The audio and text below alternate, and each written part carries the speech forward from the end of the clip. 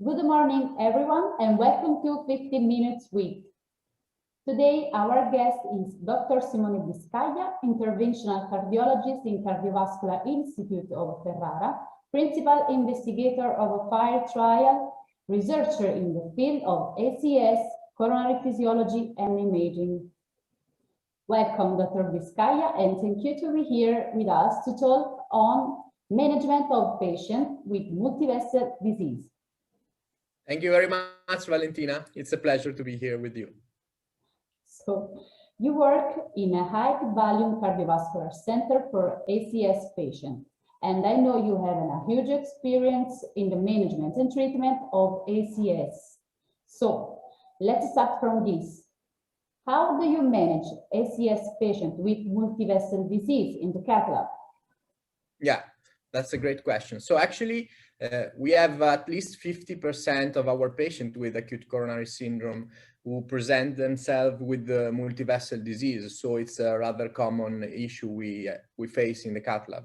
And the management is actually different according to the clinical presentation of the patient. So if the patient comes for a ST segment elevation MI, what we do obviously is to treat the culprit lesion, and then we try to perform a functional assessment on the non-culprit lesion.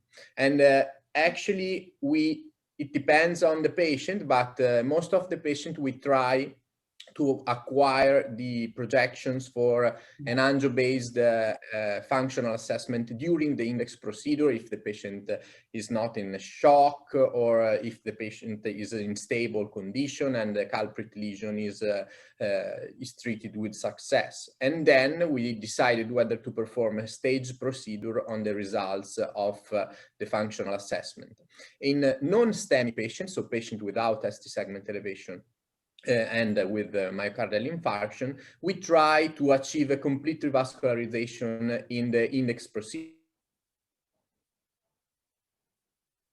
lesion, and then we perform functional assessment either with invasive coronary physiology or with angio-based FFR during the same procedure in order to, have a complete revascularization at the end of the same procedure. So this is how we usually manage this kind of patients. Great. International guidelines recommend functional assessment in procedure of complex and uncertain coronary stenosis. Do you have any issue in the utilization of a functional assessment in the setting of ACS?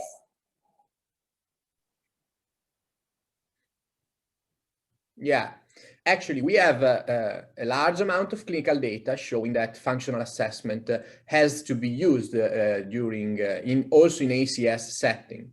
At the same time, we have some new data showing that in ACS setting you can have a higher occurrence of microvascular impairment, also in the non-culprit territory. At the same time, I think that we have to say that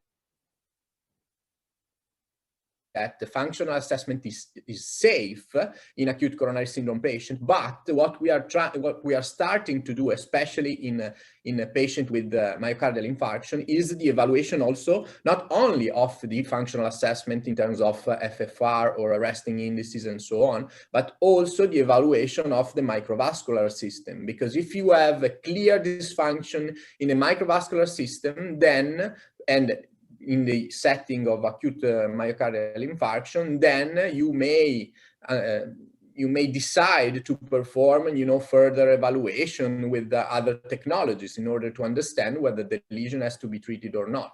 Because it can happen that a lesion which is not functionally relevant at the time of the index or the stage procedure because of microvascular disease should be treated, and so this is actually the only limitation I see in this moment. Yeah, and based on what you said, do you think that IVUS NIRS could play a role in the assessment of non-culprit lesions in the ACS setting?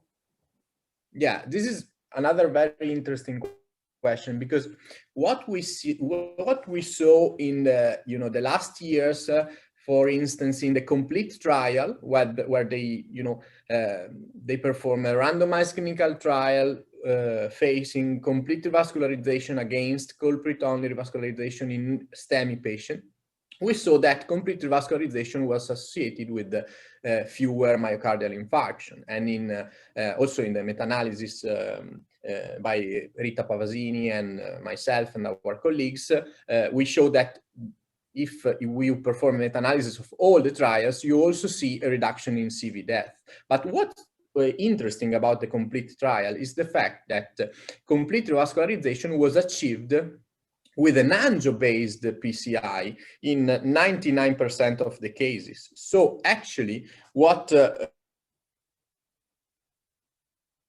is growing as an evidence is that in most of the cases in clinical practice, operators decided to stent or not according to angiography.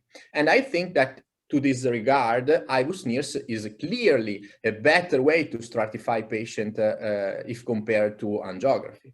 And actually, this is what we saw also with the Prospect 2 study.